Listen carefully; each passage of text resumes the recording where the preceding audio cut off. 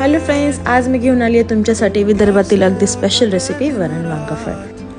ही recipe सासूबाई origin व अहोंची favourite असल्यामुळे चॅनलवर टाकणं भागच होतं व त्याचबरोबर हल्ली मलाही देखील ही रेसिपी आवडायला लागली असून म्हटलं चला आज एक ट्राय देऊनच बघूया।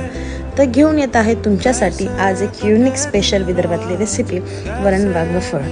अगदी कमी सामग्रीत कमी वेळात होणारी ही साधी सिंपल रेसिपी तुम्ही पण नक्की ट्राय करून बघा।